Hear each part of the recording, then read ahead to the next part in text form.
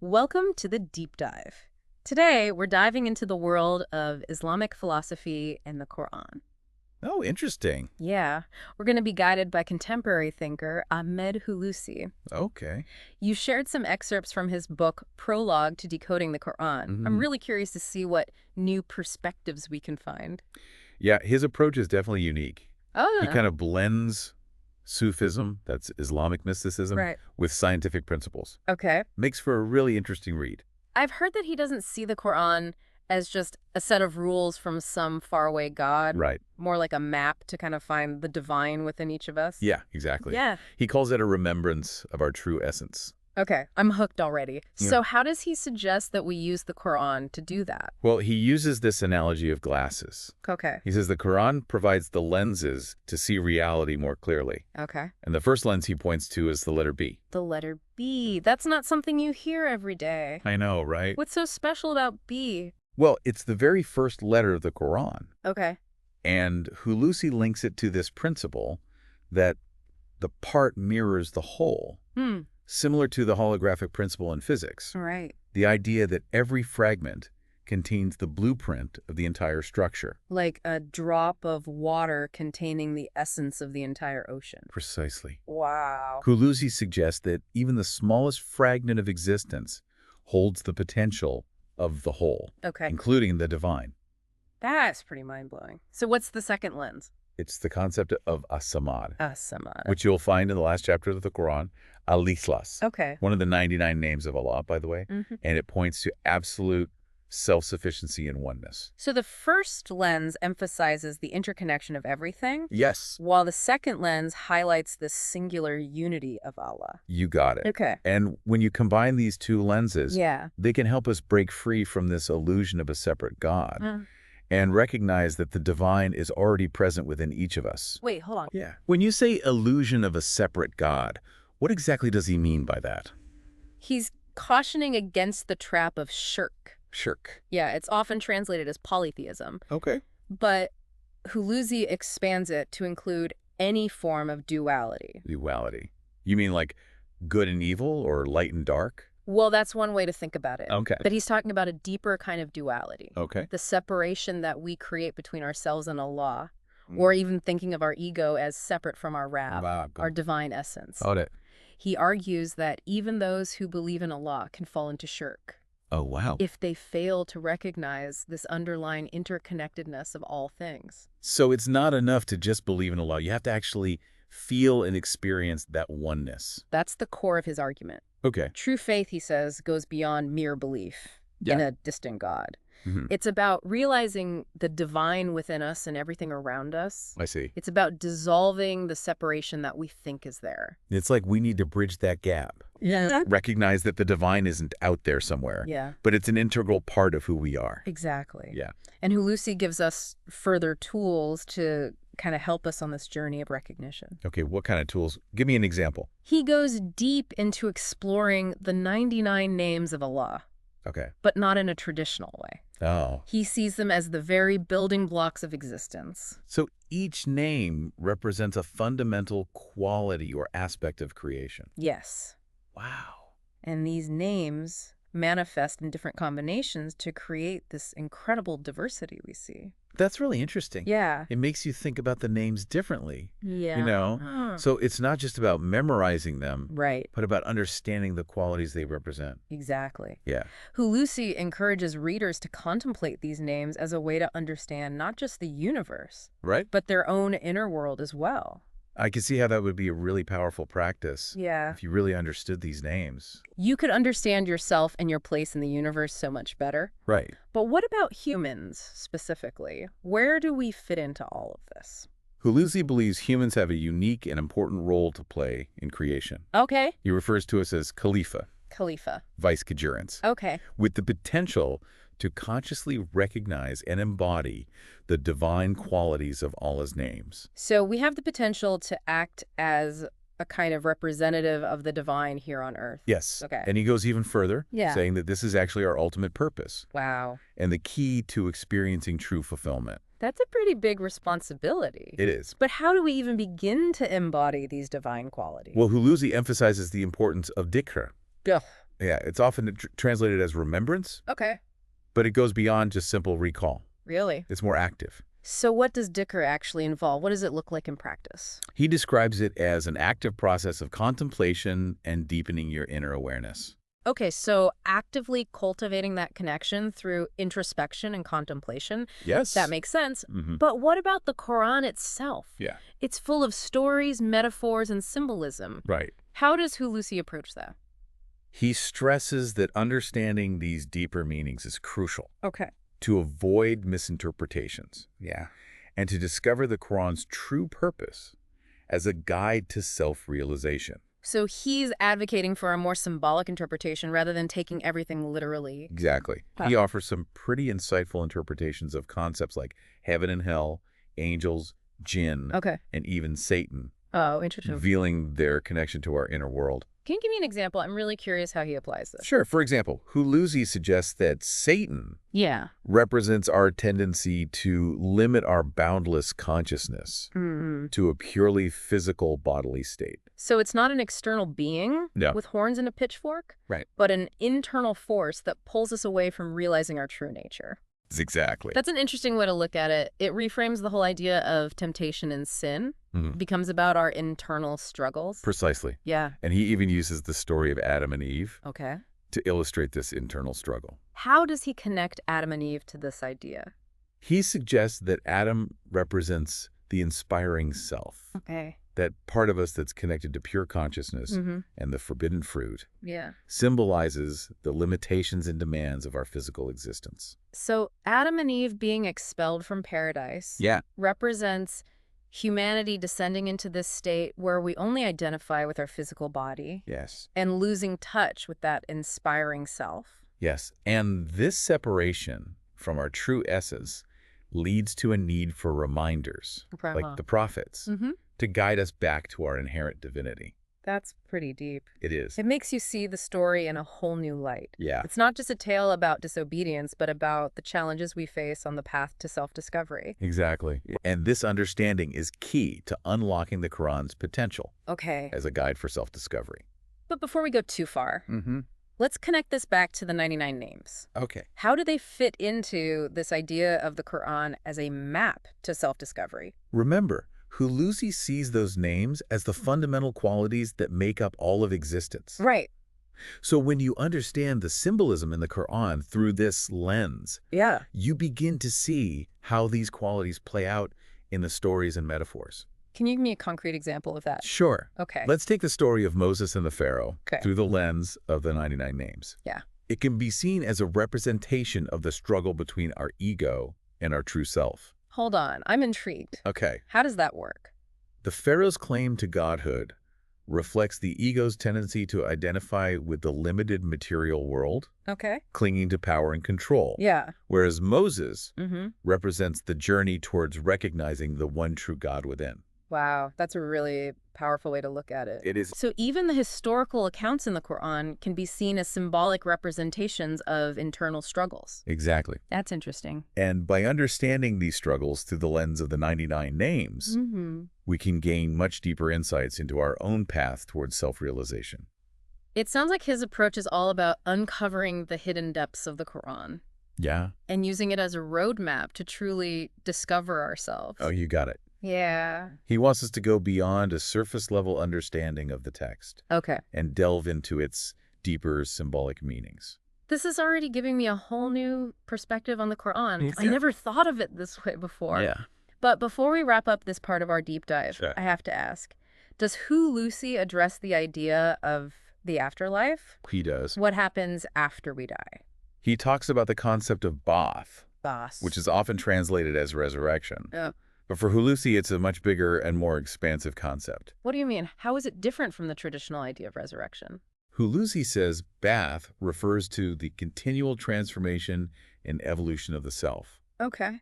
And this happens not just in this life, Mm-hmm. but beyond it as well. So it's not about a one-time event, Right. but an ongoing journey of the soul.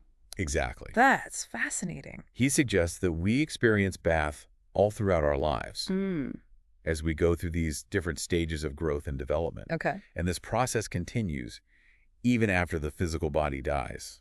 That's a very different way of thinking about the afterlife. It is. It's not about arriving at some fixed destination, Right. but more like a continuous process of becoming. Yes.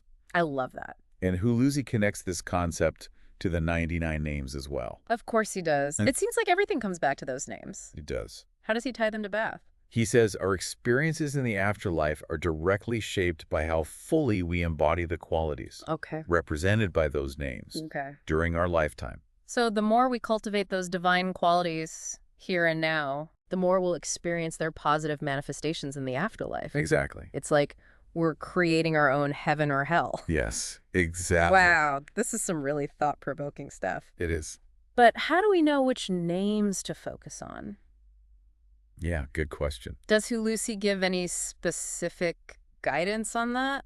He doesn't prescribe a particular set of names. Okay.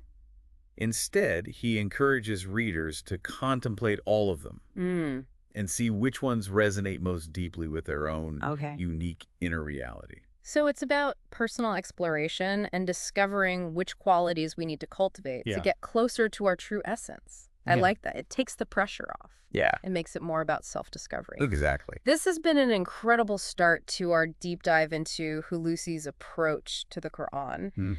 It's already challenged my thinking and opened up some really intriguing new avenues of understanding. It's fascinating stuff. I can't wait for part 2. Me neither. Welcome back to our deep dive into Ahmed Hulusi's prologue to Decoding the Quran. Yeah. In part 1, Yeah. we got a taste of his unique perspective, how he sees the Quran as this guide to self-realization, Right. emphasizing the importance of recognizing the divine within ourselves. Yes. And of Yeah, course, we yeah. can't forget those 99 names of Allah. Absolutely. Those names were a big part of our conversation last time. Yeah. We talked about how they're Right. not just titles, Yeah. but qualities that make up all of existence. Right, like these fundamental building blocks of reality itself. I've been thinking about that all week, trying to wrap my head around it. Yeah. So each name represents a core attribute of Allah, Yes. and they manifest in different combinations to create everything we see around us. That's the idea. Really? It's Yeah. a fascinating concept. Yeah. Imagine a cosmic recipe book Okay. where different combinations of these divine names create the diversity of the universe. Okay, that's an analogy I can get behind. Mm-hmm. It's like a chef combining ingredients to create countless dishes. Yeah. But here, it's Allah combining these names to manifest the universe Exactly. and everything in it. Yeah, it's pretty mind-blowing. It is mind-blowing, but I'm starting to see how it works. Yeah. It really challenges you to think about the Quran in a whole new way, doesn't it? It does. And it kind of invites us to see the divine in every aspect of creation, Yeah, from the smallest atom to the vast expanse of space. exactly. But can we get a bit more specific? Can you give me some examples of these names Sure. and how they might manifest in our world? Of course. Let's start with Al-Khaliq, the creator. Okay. This name points to Allah's power to bring forth existence from nothingness. So in a sense, everything we see, everything we experience Yeah. is a manifestation of Al-Khaliq. That's one way to look at it. Okay. Hulusi takes it a step further Oh. and suggests that Al-Khaliq creates each individual with a unique purpose and a natural inclination to fulfill that purpose. So it's like we're each given a blueprint, a Yeah, set of instructions to guide us on our journey. exactly. So you're saying that our talents, our strengths, maybe even our challenges Mm-hmm. are all part of this grand design, Precisely. that they're woven into the fabric of our being by Al-Khaliq. Yes, and Hulusi believes that understanding this can help us align our lives Okay. with our true purpose. It's about recognizing that divine intention behind our existence and allowing that to guide our choices. Exactly. I never thought about it like that before, but Yeah. it makes a lot of sense. It does. It's about seeing our lives not as random occurrences, Right. but as part of a larger cosmic plan. It's almost like Al-Khaliq is the artist, Yeah. and we're each a brushstroke in this grand masterpiece of creation. That's a beautiful way to put it. Yeah. It really highlights that interconnectedness of everything, which is a key theme in his work. Right. But Al-Khaliq is just one name among many. There are countless facets to this divine essence. Okay, so what's another example? What other name can we explore? Let's consider Al-Faqa, the opener. Okay. This name embodies Allah's capacity to open up possibilities, to expand our understanding, Yeah. to reveal new horizons. So if I'm understanding this right, Al-Fatah is about removing those limitations that hold us back Yes. and helping us to see things in new ways. Exactly. It's about expanding our consciousness, revealing the interconnectedness of everything. You got it. Yeah. And it connects directly to Hulusi's emphasis Okay. on recognizing the divine within ourselves and everything around us. Yeah. Al-Fatah is the force that opens our hearts and minds to that reality. I love that imagery. Yeah. It's like Al-Fatah is this cosmic window cleaner wiping away the grime of our limited perceptions and allowing the light of truth to shine through. That's a great way to think about it. Yeah. What about Ar-Rahim? This name speaks to Allah's boundless compassion and love for all of creation. Okay, Ar-Rahim, the most merciful. That one really resonates with me. Yeah. Is this like the source of that unconditional love that so many spiritual traditions talk about? Yes, exactly. That pure, unadulterated love that flows through all of existence. Yeah. The love that binds us together as one. Yeah. And Hulusi suggests that experiencing this quality within ourselves can lead to a profound sense of peace, connection, and belonging. It makes you wonder how different our world would be if we all tapped into that source of unconditional love. Yes. But these are just 3 examples, right? That's right. There are 96 more names to explore. Exactly.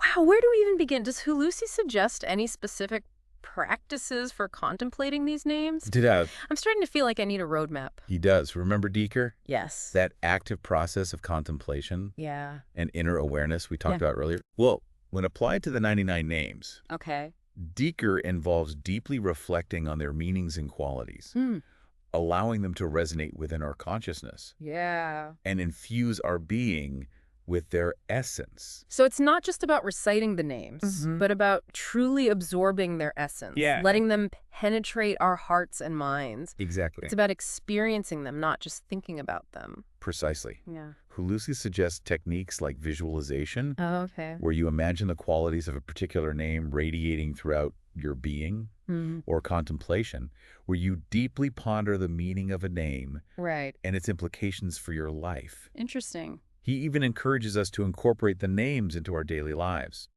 using them as reminders to guide our actions. Can you give me an example of how we might do that? Let's say you're feeling overwhelmed by a challenging situation.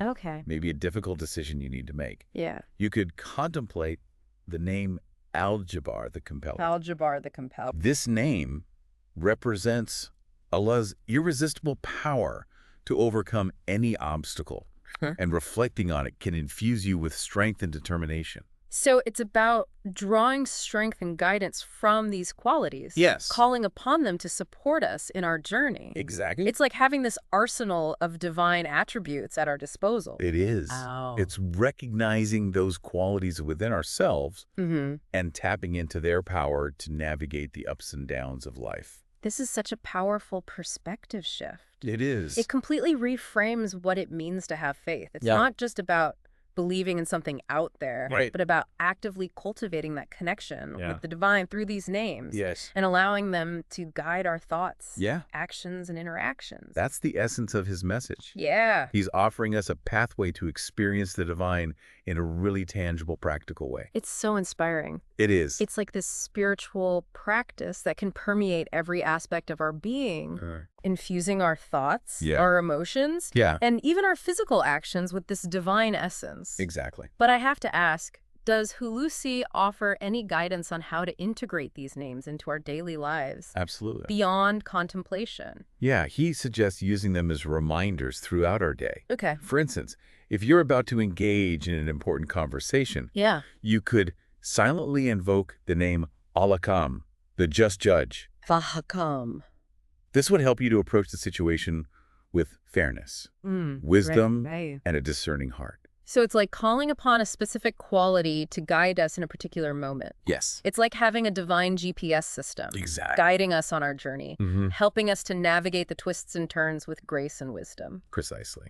This is incredible. It's practical, it's profound, and it feels so empowering. It is. It's about so much more than just intellectual understanding. Right. It's about living these qualities, making them a tangible part of our everyday lives. That's the beauty of Hulusi's approach to the 99 names. Yeah. He's offering us a practical and profound pathway to connect with the divine. This deep dive is really opening my eyes to a whole new dimension of the Quran and Islamic philosophy. Yeah, it's fascinating stuff. But before we move on, I want to connect this back to Hulusi's interpretation of the Quran as a whole. How does all of this fit together? Remember, Hulusi sees the Quran as a guide to self-realization. Right. And understanding the 99 names is key to unlocking its deeper meaning. Think of the names as a framework. Okay. A set of lenses through which to view the stories, metaphors, and teachings of the Quran. So the names provide the context for interpreting the Quran. That's a great way to put it. It's like having a secret code to unlock the hidden wisdom within the text. Exactly. Wow. By recognizing those qualities represented by the names, we can begin to see how they play out in the narratives and teachings of the Quran. Can you give me an example of how this might work in practice? Absolutely. Let's take the story of Adam and Eve. Okay. Through the lens of the 99 names. Their expulsion from paradise can be seen as the consequence of succumbing to the limitations of the ego. So the story isn't just about some historical event, but about the universal human experience of separation. Yes. From our true essence, from the divine qualities we're meant to embody. Exactly. And understanding this through the framework of the 99 names gives us a deeper understanding of our own struggles with the ego and our journey back to wholeness. Exactly. Yeah. It allows us to see the story not as a tale of punishment, but as a reflection of the challenges we all face on the path to self-discovery. It's like he's giving us this master key to unlock the deeper meaning of the Quran and use it as a roadmap for our own spiritual journey. Exactly. This deep dive is truly eye-opening. Good, I'm glad. It's challenging a lot of my preconceived notions about the Quran and Islam in general. Yeah. It's so much richer and more nuanced than I ever imagined. That's the beauty of his approach. Yeah. He offers this really fresh perspective that blends traditional wisdom with a modern scientific understanding. It certainly expanded my understanding. But before we get too carried away, we're running out of time for this part of our dives. What are we exploring in part 3? Well, we've covered a lot of ground today. We have. Exploring the 99 names as these building blocks of creation and as a framework for understanding the Quran. Yeah. In part 3, we'll delve into Hulusi's fascinating insights on key Quranic figures like Adam, Eve, Satan, and even those mysterious jinn. Oh, wow. I can't wait. Yeah. Sounds like we're just getting started. It's going to be fascinating. Until next time, happy diving, everyone. Welcome back to the final part of our deep dive into Ahmed Hulusi's prologue to decoding the Quran. Yes, yes. It's been quite a journey. It really has. In part 1, we explored Hulusi's approach to the Quran. Seeing it as a guide to self-realization. Yes. And then in part 2, we really dove into those 99 names of Allah. Yeah, those were fascinating. It's amazing to think about those names manifesting in different combinations. I know, it's mind-blowing. To create the world around us. It's given me a whole new way to look at the world. Yeah. But you mentioned we'd be exploring some specific figures from the Quran today. Yes, yes. Like Adam and Eve, Satan, and even the jinn. Right. I'm really curious about that. Yeah, his interpretations of these figures are really interesting. Okay, well, let's start with Adam and Eve. Okay. We talked about them briefly in part 2. How Hulusi sees their story as this symbolic representation of the human experience of separation from our true essence. Exactly. Can you unpack that a bit more? Absolutely. Okay. Hulusi suggests that Adam represents the inspiring self, that part of us that's connected to pure consciousness. And he sees Eve as symbolizing our connection to the material world, our physical existence. So their union, the coming together of Adam and Eve, represents that inherent duality of being human. Exactly. That we have this spiritual aspect and this material aspect. Yes. And finding harmony between the two is part of our journey. Yes, exactly. Okay. It's like that ancient symbol of yin and yang. Right. You need both forces to create a whole. Okay. And then, of course, there's that forbidden fruit. Right, the forbidden fruit. Yeah. What does that symbolize in Hulusi's interpretation? He suggests that it represents the limitations and desires of the ego, those things that pull us away from our true nature and make us forget who we really are. So eating the fruit symbolizes succumbing to those limitations, to those desires, and forgetting our connection to the divine. Exactly. And then being expelled from paradise represents the consequence of that separation. That feeling of being lost and disconnected from our source, from our true selves. A feeling I think we can all relate to. Absolutely. On some level. We've all had those moments where we feel like we've strayed from our path. Right. We've lost our way, wandering in a spiritual wilderness. And that's where the prophets come in Hulusi's view. Okay. They act as reminders, guiding us back to our true nature. Back to that connection with the divine. Exactly. That's beautiful. Yeah. But what about Satan? Satan. Where does he fit into all of this? This is where Hulusi's interpretation gets really interesting. Okay. He doesn't see Satan as this external being. Right. Like a devil with horns and a pitchfork. Okay. Instead, he sees Satan as a symbolic representation of the ego and its tendencies. So it's not about some external force tempting us to do bad things. No. But those internal struggles we face. Those voices of doubt, fear, and desire that can kind of lead us astray. Yes. Hulusi suggests that Satan whispers those doubts and desires into our hearts, tempting us to identify with our limited selves and chase after fleeting pleasures. It's that voice that tells us we're not good enough, not worthy enough, not deserving of love and happiness. Right. It's so easy to get caught up in those negative thought patterns. It is. To believe those limiting beliefs.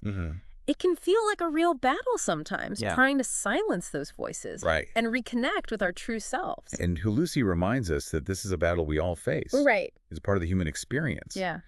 But he also gives us tools to help us win this battle. Okay. To overcome the ego's grip and reclaim our divine inheritance. And those tools being the 99 names? Exactly. Using them as reminders of our true nature. Yes. And calling upon their power to help us navigate those challenges. Okay, that makes sense. Yeah. But what about the jinn? The jinn.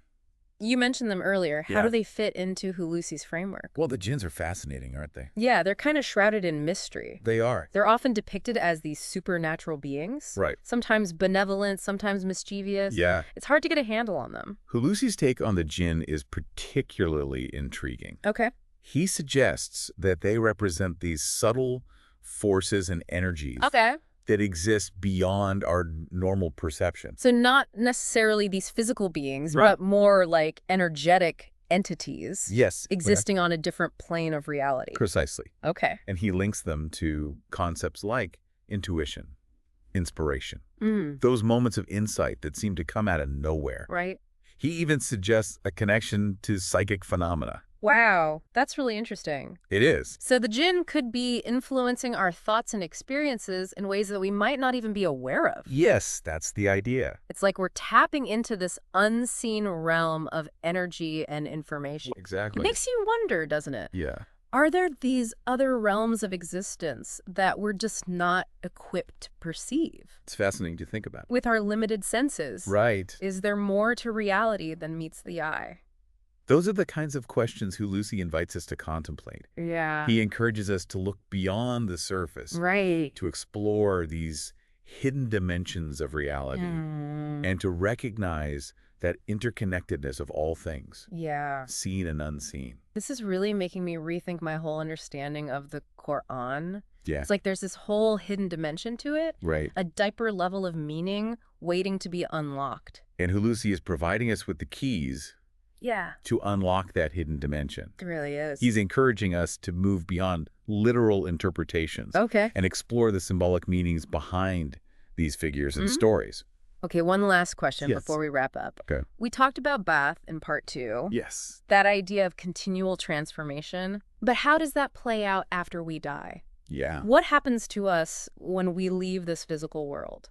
Hulusi suggests that our experiences in the afterlife are directly related to how much we embody those divine qualities. Right. Represented by the 99 names during our lifetime. Okay. It's like those qualities become a compass, guiding us on our journey beyond the veil. So it's not about going to a specific place. Right. Like heaven or hell. No. But about the state of our being. Exactly. About the qualities we've cultivated and the No. choices we've made while we were alive. He sees heaven and hell not as literal locations, but as states of consciousness. Yes, exactly. Okay. Heaven is that state of experiencing the positive manifestations of those divine qualities.